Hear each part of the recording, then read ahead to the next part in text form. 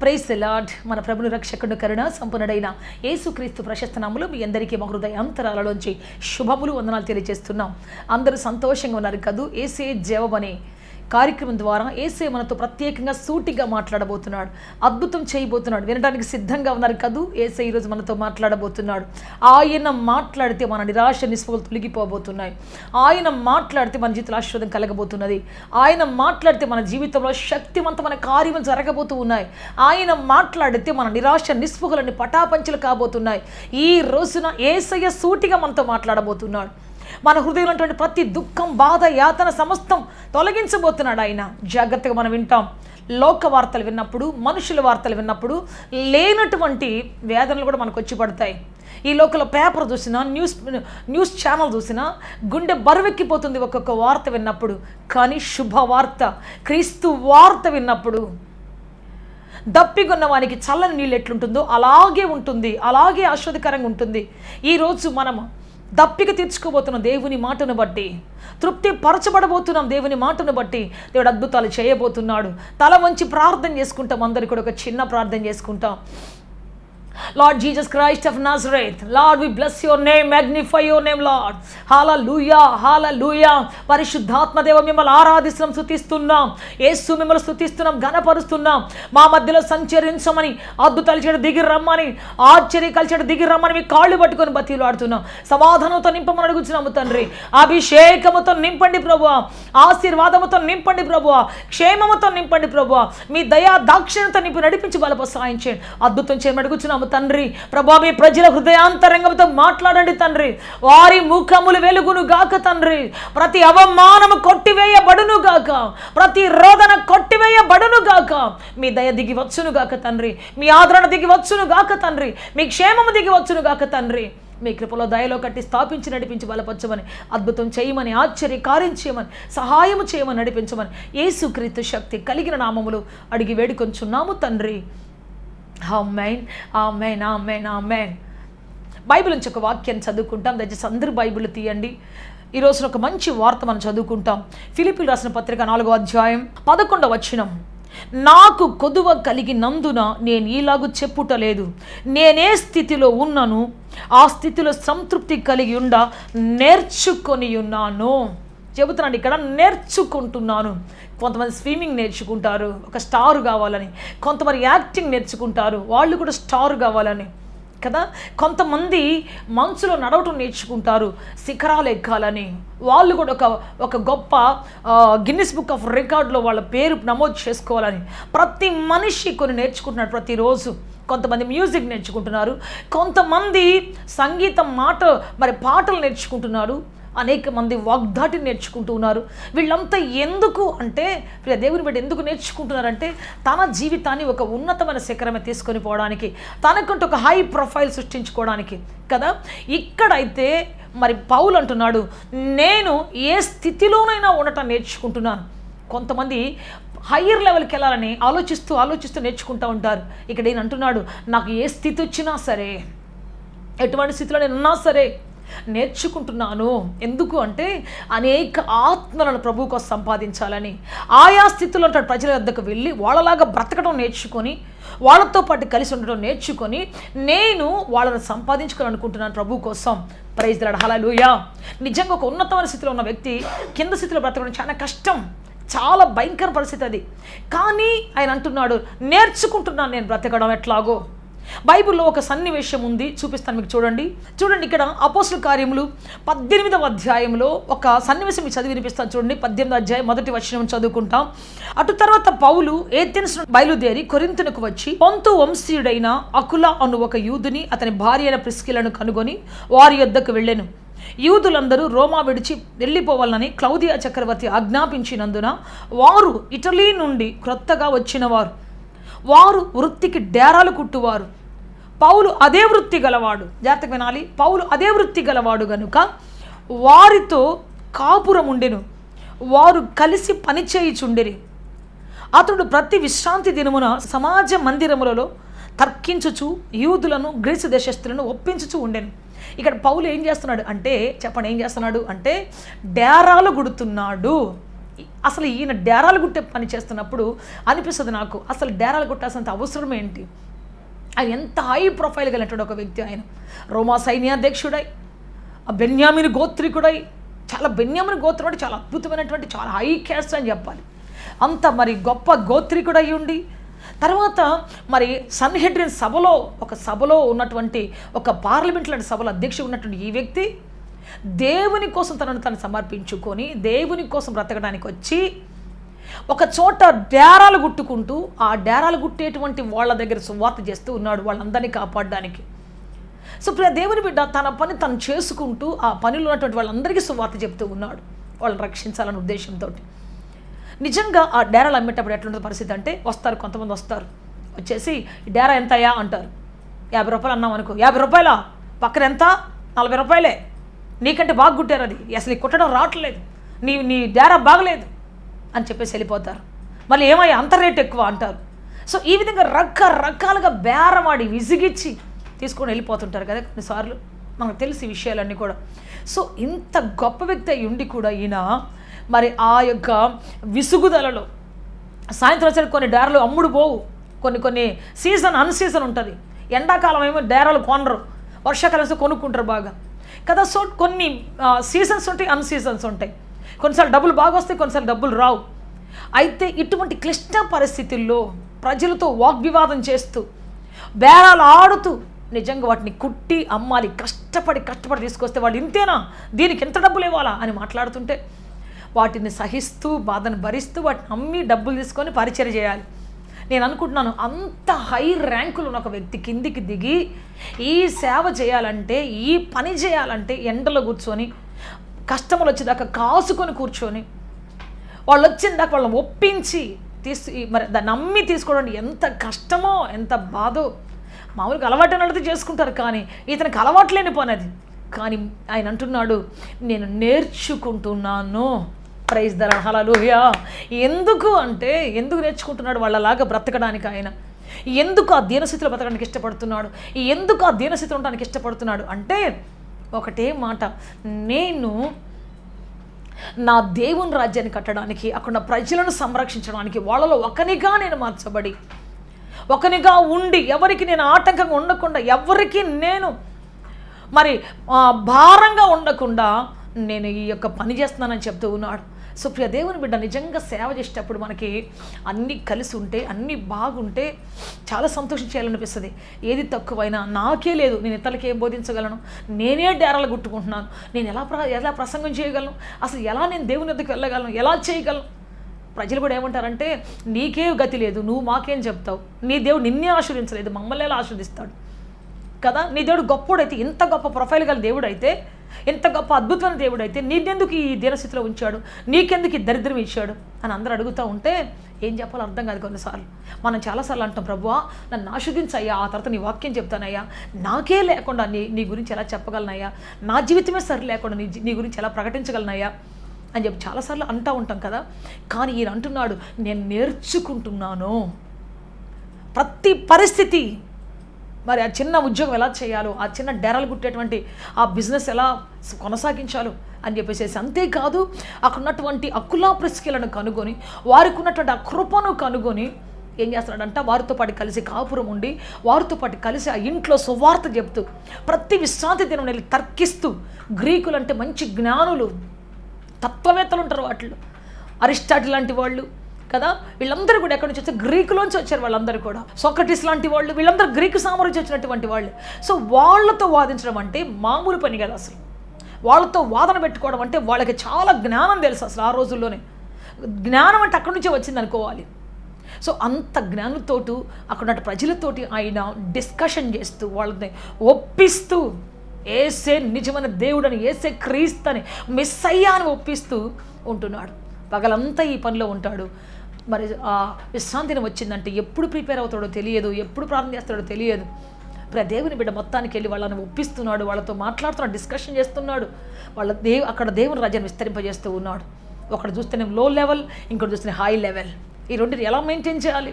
ఆర్థికంగా కిందికి దిగి పడిపోయినటువంటి వాడు మరి దేవుని సేవ చేసేటప్పుడు హై లెవెల్, హై ప్రొఫైల్లో సేవ చేస్తూ ఉన్నాడు. సో ఈ విధంగా విభిన్న 2 పరిస్థితుల మధ్యలో ఆయన సేవ చేస్తూ ఉన్నాడు. కొన్నిసార్లు మనం అంటాం, ప్రభు నన్ను ఆశీర్వదిస్తేనే, నాకు పొలం ఇస్తేనే నేను పక్కన ఉన్న సువార్త చెప్తా, ప్రభు నన్ను దీవిస్తేనే నేను ఇంకోళ్ళు ఏదైనా చేయగలుగుతా, నా గతి ఇట్ట పెడితే నేనేం చేయగలను ప్రభా, నా జీవితం ఎట్లుంటే నేను ఇంకొకరికి ఏం చెప్పగలను ప్రభా అని చెప్పేసి, నా వల్ల కాదు, నేను పోలేను నాయన, నేను చెప్పలేను నాయన, నా చేత కాదు నాయన. కానీ పౌలు ఏ స్థితిలో కూడా ఆ మాట చెప్పలేదు. నాకు వీళ్ళకి సువార్త చెప్పడం నా చేత కాలేదని చెప్పలేదు. వీళ్ళకి సువార్త చెప్పడం, వీళ్ళ లెవెల్లోకి క్రిందికి దిగి వెళ్ళి వాళ్ళ గుడిసెల్లో కూర్చొని చెప్పడం నా చేత కాదు అనలేదు.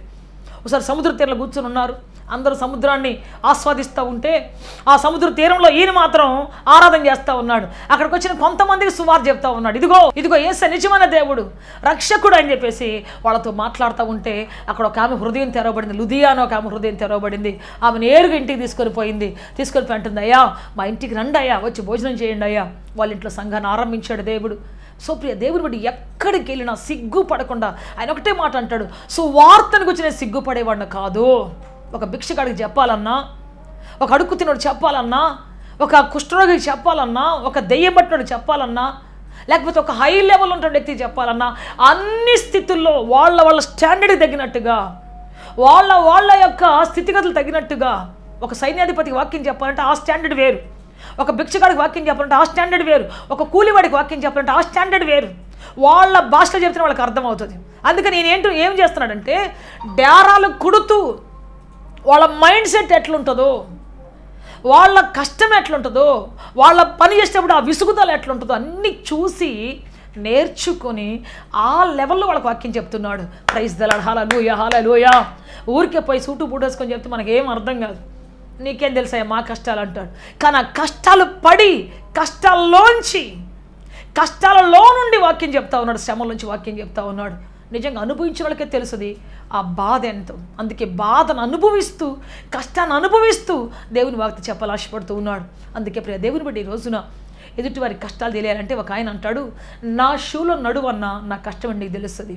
నువ్వు ఒడ్డును కూర్చొని మాట్లాడితే ఏం కుదరదన్నా, నా షూలో నువ్వు ఉండు అద్భుతంగా, నా షూలో నువ్వు నడు, నా నడకేంటో, నా కళ్ళలో ఎన్ని గాయాలు ఉన్నాయో, నా దారిలో ఎన్ని మలుపులు ఉన్నాయో, నా దారిలో ఎన్ని ముండ్ల తుప్పల గచ్చపదలు ఉన్నాయో అప్పుడు నీకు తెలుస్తుందన్నా అని చెప్పేసి. సో ప్రియ దేవుని బిడ్డ, కొన్నిసార్లు కొంతమంది పరిస్థితులు అర్థం చేసుకోవాలంటే మనం ఆ దారిలో వెళ్తేనే మనకు అర్థమవుతుంది. ఇప్పుడు నేను కొంతమంది ఎవరన్నా నాకు ఎవరు లేరు, దిక్కు లేరు అక్క, నేను ఒంటరిగా సేవ చేస్తున్నానంటే నాకు అనిపిస్తుంది, నాకు పాత రోజులు గుర్తు వస్తాయి. నాకు ఎవరు లేకుండా ఒంటరిగా దిక్కులేని వ్యక్తిగా నడుచుకుంటూ సేవ చేసిన రోజులు గుర్తు వస్తాయి. వెంటనే నాకు అర్థమైపోద్ది, ఆ పెయిన్ ఏంటో అర్థమైపోద్ది. వాళ్ళకి కూర్చోబెట్టి కొన్ని విషయాలు చెప్పి, వాళ్ళకి కొంచెం మరి ఆదరణ చెప్పి, వాళ్ళని ఎంకరేజ్ చేసి చేయను, వాళ్ళని వదిలిపెట్టను అసలు. ఎందుకంటే ఆ పరిస్థితులు ఎట్లుంటుంది అంటే, వదిలేసి వెళ్ళిపోదాం, నాకు ఎందుకు ఇది, నాకు వద్దు అసలు, ఈ సేవ వద్దని విసుగు చెందిన పరిస్థితులు ఉంటాయి కొన్నిసార్లు. అందుకని ఏం చేస్తానంటే చెప్తాను, లేదు బ్రదర్ చక్కగా కూర్చోండి మీరు, నేను చెప్తాను రండి, సిస్టర్ రండి అని చెప్పి కూర్చోబెట్టి అనేకులు దేవుని కోసం అలా చెప్పి పంపించినటువంటి పరిస్థితులు ఉన్నాయి. సో మనకి ఆకలి అయితే తప్ప ఆకలి బాధ తెలియదు. ఆకలి బాధ పడుతున్నటువంటి వాళ్ళకి ఏం చెప్పాలో మనకు అర్థం కాదు. అందుకే ప్రియ దేవుని బిడ్డ పౌలు అంటున్నాడు, నేను నేర్చుకుంటున్నాను, ఏ స్థితిలో ఉన్నాలో, ఏ స్థితిలోకి వెళ్ళి వాక్యం చెప్పాలో ఆ స్థితిని అంతా చదివి, ఆ స్థితిని అంతా అర్థం చేసుకొని, నా శరీరంలో నేను వాటిని అనుభవించి, నా మనసులో వాటిని ఫీల్ అయ్యి, నా చేతుల ద్వారా కష్టపడి అప్పుడు ప్రకటిస్తున్నాను అని చెప్తూ ఉన్నాడు. ప్రైజ్ ద లార్డ్, హల్లెలూయా. అందుకే ప్రియ దేవుని బిడ్డ, ఈ రోజున మన జీవితంలో మరి దేవుడు ఏ స్థితిలో ఉంచినా, ఎక్కడ ఉంచినా, కొన్నిసార్లు కుటుంబాలు బ్రద్దలైపోయిన స్థితి ఉంటుంది, కొన్నిసార్లు ఉన్నదంతా పోగొట్టుకునే స్థితి ఉంటుంది, కొన్నిసార్లు బాధాకర పరిస్థితి ఉంటుంది. ఇవన్నీ బ్యాలెన్స్ చేసుకొని ఆత్మీయ జీవితం నడవాలంటే, ఇవన్నీ బ్యాలెన్స్ చేసుకొని మరి విశ్వాస జీవితాన్ని కొనసాగించాలంటే చాలా కష్టంగా ఉండే కొన్నిసార్లు. అయితే నేర్చుకోవాలి ప్రతి నిత్యం. నువ్వెక్కడ నిలబెట్టినా నేర్చుకుంటాను ప్రభువా, ప్రతి దినం నేర్చుకుంటాను ప్రభు. ఒక స్టూడెంట్గా నువ్వు అంటావా, ఖచ్చితంగా దేవుడు నీకు నేర్పిస్తాడు. దానిలో ఉన్నటువంటి ఆ పెయిన్ నీకు నేర్పిస్తాడు దేవుడు, అందులో ఉన్నటువంటి ప్రతిఫలం నేర్పిస్తాడు దేవుడు నీకు ఖచ్చితంగా. అందుకని ప్రతిరోజు చెప్పాలి, ఏ స్థితిలో ఉన్నాను ప్రభువా నీ కొరకు బ్రతకడం నాకు ఒక్క అవకాశం, నేర్చుకునే కృప నాకు, ఓర్పు దయచేయి, సహనం దయచేయి. చాలాసార్లు అనుకుంటాం మనం, పెళ్లి జీవితం ఎంత అధ్వానంగా ఉంటుంది అనుకోలేదు, భర్త అంటే ఇంత ఈ విధంగా కష్టతరంగా ఉంటాడని తెలియదు, కుటుంబం అంటే ఇంత బాధాకరంగా ఉంటుందని తెలియదు, పిల్లలంటే ఈ విధంగా ఉంటారని తెలియదు. చాలాసార్లు మనం అంటాం, నాకు ఎంత తెలిసి ఉంటే నేను అసలు ఉద్యోగం చేసేవాడిని కాదు, ఈ విధంగా ఉంటుందని తెలిస్తే పెళ్లి చేసుకునేవాడిని కాదు, ఈ విధంగా ఉంటుందని తెలిస్తే అసలు వెళ్ళేవాడిని కాదు కదా. దిగిన తర్వాత అందరూ అనుకుంటూ ఉంటారు. కానీ పౌలు ఎప్పుడు అలా అనలేదు. ప్రతిదీ నేర్చుకోవాలనుకుంటున్నాడు, ప్రతిదీ తెలుసుకోవాలనుకుంటా ఉన్నాడు. ఆ స్థితిలో ఉన్న వాళ్ళందరినీ సంపాదించడానికి తనను తాను ఖర్చు పెట్టుకున్నాడు. తనను తాను అక్కడ దిగిపోయి, కొంతమంది మీరు చూడండి, ఫ్రెండ్షిప్ మిషనరీ బ్యాండ్ అని ఉంటుంది, వాళ్ళందరూ కూడా కొండల్లో కోనలోకి వెళ్తారు. మంచి ఎడ్యుకేటెడ్ పీపుల్ వాళ్ళందరూ కూడా మంచి మిషనరీ మైండ్ కలిగినటువంటి వాళ్ళకి ఆ కొండలో ఉండేటువంటి కోయోళ్ళు లేకపోతే ఆ ట్రైబల్ వాళ్ళు ఏమీ కారు, వీళ్ళకి ఆ సంబంధమే లేదు. కానీ క్రీస్తు ప్రేమను గుండెల్లో పెట్టుకుని వెళ్తారు. మిషనరీలు కొండల్లో కోనల్లో నడుచుకుంటా పాక్కుంటూ వెళ్తారు. అక్కడికి వెళ్ళి 4-5 ఇళ్ళు ఉంటే అక్కడ సువార్ చెప్తూ ఉంటారు. సో వాళ్ళు గుడిసెలు ఉంటే వాళ్ళలాగా వీళ్ళు గుడిసేసుకొని ఉంటారు, వాళ్ళలాగా వీళ్ళు కూడా గుడిసేసుకుని ఉంటారు. ఒకసారి మేము ఒక ప్రాంతానికి వెళ్ళాం, పాస్టర్ గారిని కలుద్దామని వెళ్తే చేపలు పట్టే ప్రాంతంలో సముద్రం ఒడ్డున పల్లెకారులతో పాటు కూర్చొని పల్లెకారులతో పాటు ఆయన సేవ చేస్తూ ఉన్నాడు. ఆయన చాలా ఉన్నతమైనటువంటి వ్యక్తి, బాగా చదువుకున్న ఒక వ్యక్తి. మేము వెళ్ళి పాస్టర్ గారు కావాలయ్యా అని అడగగానే ఆ చిన్న గుడిసెల చుట్టూ దూరి వస్తున్నాడు బయటికి. ఆయన చిన్న పాత్రలు ఉన్నాయి, చిన్న స్టవ్ ఉంది ఆయన దగ్గర, కొంచెం కారపొడి మిరప్పొడి అన్నీ అక్కడ పెట్టేసి ఉన్నాయి. ఆయన భార్య ఇద్దరు దూరి చాలా చిన్నగా వంగి బయటకు వస్తూ ఉన్నారు. ఇదేంటి పాస్టర్ గారు మీరు ఇక్కడ ఈ విధంగా అంటే, అంతేనయ్యా ఇలా ఉంటేనే మేము ఇక్కడ సువార్త చేయగలం, వాళ్ళలాగా ఉండి వాళ్ళ బాధ మాకు తెలిస్తే మేము చేయగలం. ప్రైజ్ ది లార్డ్, హల్లెలూయా. ఎంతకాలం చుట్టారు ఇక్కడ? 5 years అయిపోయింది అయ్యా వచ్చేసి. మంచి హై లెవెల్ ఇల్లు ఆయనకి, మంచి వాళ్ళ ఊర్లో మంచి ఉన్నతమైన స్థితి, అన్నీ విడిచిపెట్టి వచ్చేసాడు, గుడిసెలో బ్రతుకుతున్నాడు. ఏంటి పాస్టర్ గారు అంటే, ఇలా ఉంటేనే వీళ్ళ బాధ మనకు అర్థం అవుదాం, లేకపోతే మనకు అర్థం కాదు, మనం చెప్పలేం, మన దగ్గర రారు లేకపోతే వాళ్ళు. సో ప్రియ దేవుని బిడ్డ, అనేక మంది త్యాగపూరితంగా ఆనాడు పౌలులాగా ఈరోజు కూడా అనేక మంది వెళ్తూ ఉన్నారు. అందుకే చెబుతున్నా, మరి ఎప్పుడైతే మనము ఉంటాను ప్రభు, నేర్చుకుంటాను ప్రభు, అమ్మో నా వల్ల కాదు, నేను చేయలేను, ఈ కుటుంబం నేనేదలేను, ఈ పరిస్థితి నాకు వద్దు, నేను మా అమ్మ మనకు ఒకటే కూతుర్ని, మా నాయనకి ఒకటే కూతుర్ని కొడుకుని, నన్ను గారాభంగా భుజాలు పెట్టుకొని పెంచారు, అమ్మో ఇంత కఠినంగా ఉంటుంది జీవితం తెలియదు, ఇంత కఠినంగా ఉంటుంది చదువు అని తెలియదు అని చెప్పి చాలాసార్లు ఏం చేస్తారు, కుటుంబాలు వదిలేసిపోతున్నారు, జాబులు వదిలేసిపోతున్నారు కదా, కొంచెం కష్టం దొరికిందంటే చాలు వదిలేసి వెళ్ళిపోతున్నారు, సేవను వదిలేసిపోతున్నారు. కానీ పౌలు అంటాడు, ఇవన్నీ నాకు తెలియదయ్యా, కానీ నేర్చుకుంటున్నానయ్యా, నేను నేర్చుకుంటానయ్యా, ఖచ్చితంగా నాకు నేర్పించయ్యా, ప్రజలను పట్టుకోవడానికి కావాల్సినటువంటి ఆ పెయిన్ ఏంటో నాకు నేర్పించయ్యా, ఆ బాధను నాకు నేర్పించయ్యా అని కావాలని కూర్చున్నాడు. అందుకని గొప్ప సేవకుడై గొప్ప విజయోత్సాహంతో అందరికంటే వెనకొచ్చాడు, కానీ అందరికంటే గొప్ప సేవ చేసుకొని వెళ్ళాడు, అందరికంటే ఉన్నతమైనటువంటి సేవ చేసుకుంటూ వెళ్ళిపోయాడు. ప్రైజ్ ది లార్డ్, హల్లెలూయా. అందుకే చెప్తున్నప్పుడు దేవుని బట్టి ఈ రోజున దేవుని పరిచర్య కష్టతరమైనది కొన్నిసార్లు, కానీ నేర్చుకుంటే మాత్రం చాలా ఈజీ. నేర్చుకుంటాను ప్రభావం అప్పగించుకుంటే మాత్రం చాలా ఈజీ, దేవునికి అప్పగించుకుంటే మాత్రం డెడ్ ఈజీ. కానీ నాకు కుదరదు ప్రభు అంటే మాత్రం అది అంత కష్టమైనది ప్రపంచంలో ఏదీ లేదు. కాబట్టి పౌలు వలె నేను నేర్చుకుంటాను ప్రభు అని చెప్పి చూడు, ఖచ్చితంగా మంచి ఆయన మంచి టీచర్ అయి మంచి బోధకుడే మనకు బోధిస్తాడు. ఆయన ఏ కష్టం ఉంది, ఎక్కడ ఏముందో అన్నీ బోధిస్తాడు ఆయన. మనకు జీవితం చాలా సాఫీగా ఈజీగా దేవునితో పాటు మనం నడిచిపోతుంది. అందుకు ఇంత సక్సెస్ఫుల్ మినిస్ట్రీ చేయాలి అంటే, మరి కుటుంబాన్ని ఉన్నత స్థితిలో తీసుకొని పోవాలంటే, జాబ్లో ఉన్నత స్థితి తీసుకొని పోవాలంటే మనమంతా కూడా నేర్చుకునేటువంటి స్టూడెంట్స్ అయి ఉండాలి. ఎప్పుడు కూడా ప్రతిరోజు ఒక బాధను కావచ్చు, లేకపోతే ఒక ఆకలి బాధను కావచ్చు, ఒక ఇబ్బంది కావచ్చు, ఒక వ్యతిరేకత కావచ్చు, అనవసరంగా మన గురించి మాట్లాడే మనుషుల మధ్య బ్రతికే పరిస్థితి కావచ్చు, ఎప్పుడైతే నేను నేర్చుకుంటాను ప్రభు అంటావా, నేర్పిస్తాడు దేవుడు. ఖచ్చితంగా నేర్పించి నిన్ను ఉన్నత స్థితి తీసుకొని పోతాడు. అక్కడి నుంచి నీ పునాదులు కడతాడు ఆయన. నువ్వు చేస్తున్న ప్రతి పనిని ఆయన చూస్తూ ఉన్నాడు.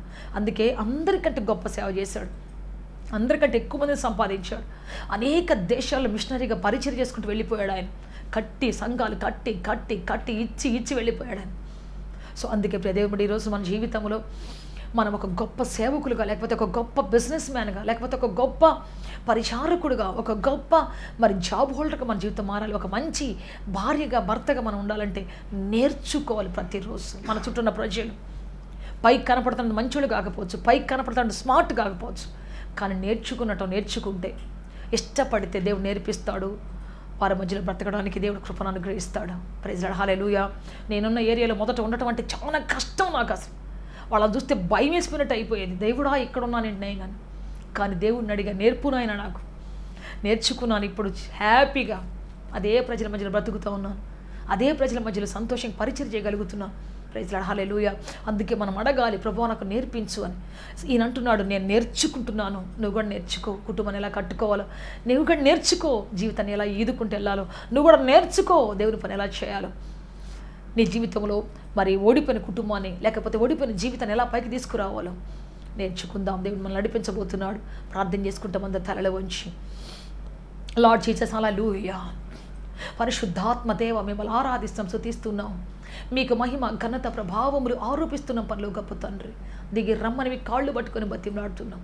ప్రభా, నేర్చుకునే పరిస్థితి మాకు దయచేయండి అయ్యా. నేర్చుకునే జీవితం మాకు దయచేయండి ప్రభా. నేర్చుకోకపోతే మేమేమి చెయ్యలేము తండ్రి, ఏ పని చేయలేము నాయన. నడక నేర్చుకోకపోతే నడిచే వాళ్ళం కాదు, పరుగు నేర్చుకోకపోతే పరిగెత్తే వాళ్ళం కాదు. అలాగే ప్రభా, కష్టాల మధ్యలో వాటిని అర్థం చేసుకుని ఆ ప్రజలు అర్థం చేసుకునే శక్తి మాకు ఇవ్వకపోతే మేమేమి చేయలేము ప్రభా. నేర్చుకుంటాం తండ్రి, నేర్పించండి తండ్రి. ఎంతమంది కుటుంబాల మధ్యలో నేర్చుకోలేక, భార్య యొక్క స్థితిని నేర్చుకోలేక, భర్త యొక్క పరిస్థితిని గురించి తెలుసుకోలేక కుటుంబాలు బ్రద్దలైపోతున్నాయి అయ్యా. ఉద్యోగ జీవితాలు బ్రద్దలైపోతున్నాయి, వ్యాపార జీవితాలు బ్రద్దలైపోతున్నాయి. కృంగిపోతున్నారు అనేక మంది ప్రజలు తండ్రి. అయ్యా మీరు లేవనెత్తండి, అయ్యా మీరు సంధించండి, అయ్యా మీరు బ్రతికించండి. మీ దయతో నింపండి అయ్యా, మీ ఆత్మతో నింపండి అయ్యా, మీ ఆదరణతో నింపండి ఏసయ్యా, మీ ఆశీర్వాదంతో నింపండి తండ్రి, సమాధానంతో నింపి నడిపించండి ఏసయ్యా. మీ కృపా కారణం ఇచ్చి నడిపించమని, అద్భుతం ఆశ్చర్య కార్యించమని, సహాయం చేయమని, శక్తితో బలంతో జీవంతో నింపమని, కనికరించమని యేసుక్రీస్తు శక్తి కలిగిన నామములో అడిగి వేడుకుంటున్నాము తండ్రి. ఆమేన్, ఆమేన్, ఆమేన్. May God bless you all. దేవుడి మిమ్మల్ని అత్యధిక దీవించి ఆస్వాదించి ఉన్నతంగా ఫలభరితంగా మార్చునుగాక, గొప్ప సమాధానంతో మిమ్మల్ని నిలబెట్టునుగాక, ఆశీర్వాదంతో నింపునుగాక. ఆమేన్, ఆమేన్.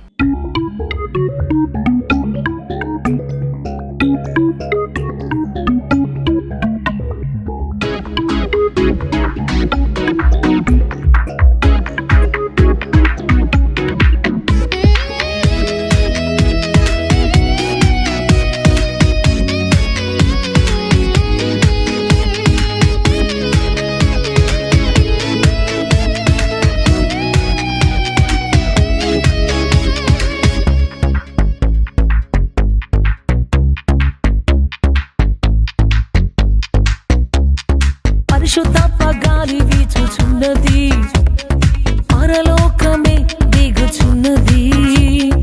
పరిశుద్ధాత్మ గాలి వీచుచున్నది, పరలోకమే దిగుచున్నది. పౌర స్వరము లోకములోన ప్రతిధ్వనించుచున్నది.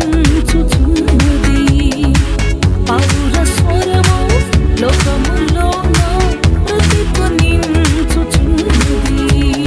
పరిశుద్ధాత్మ గాలి వీచుచున్నది, పరలోకమే దిగుచున్నది.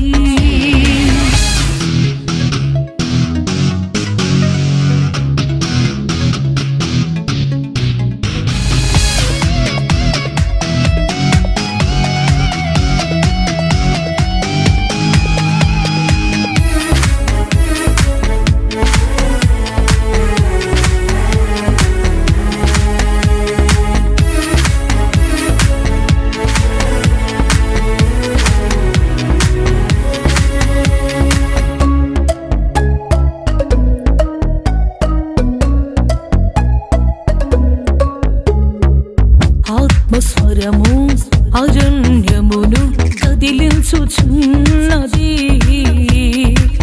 ఆత్మీయ వర్షము సమృద్ధిగా కురియుచున్నది. ఆత్మస్వరము అరణ్యమును కదిలించుచున్నది.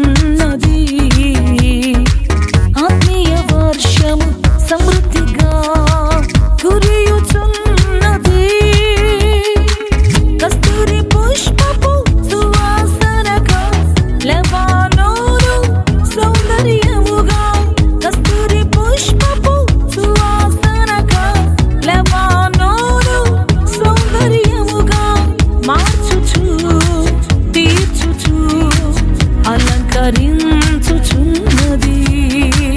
మార్చుచు తీర్చుచు అలంకరించుచున్నది. పరిశుద్ధాత్మ గాలి వీచుచున్నది, పరలోకమే దిగుచున్నది. పరిశుద్ధాత్మ గాలి వీచుచున్నది, పరలోకమే దిగుచున్నది.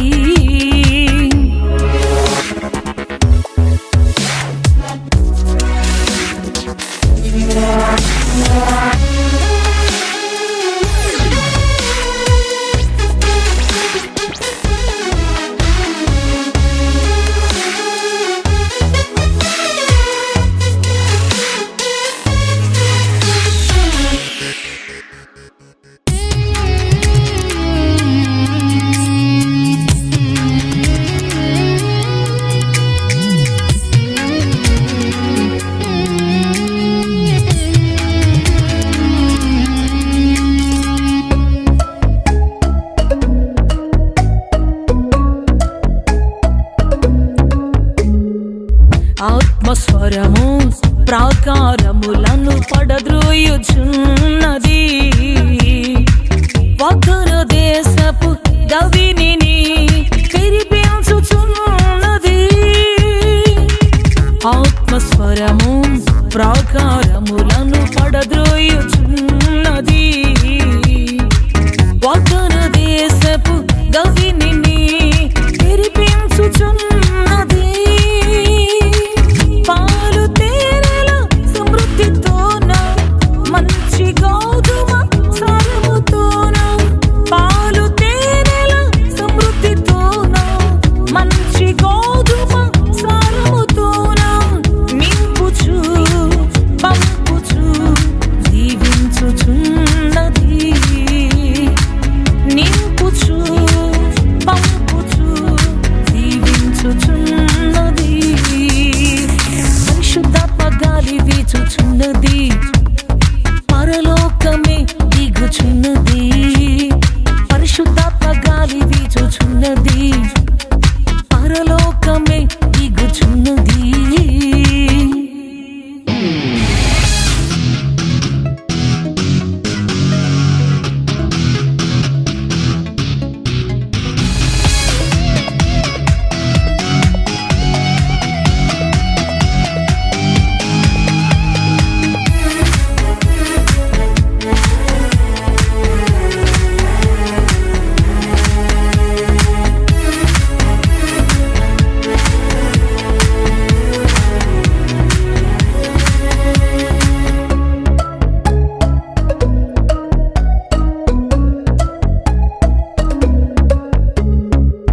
ఆత్మస్వరము వ్యాధుల బలమును కూల్చుచున్నది. ఆరోగ్యకరమైన రెక్కల క్రింద నిలబెట్టుచున్నది. ఆత్మస్వరము వ్యాధుల బలమును కూల్చుచున్నది.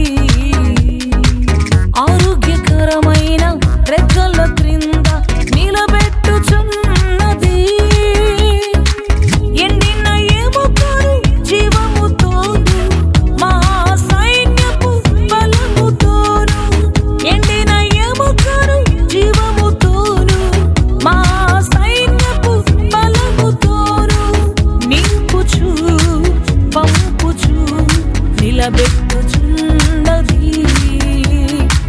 నింపుచు పంపుచు నిలబెట్టుచున్నది.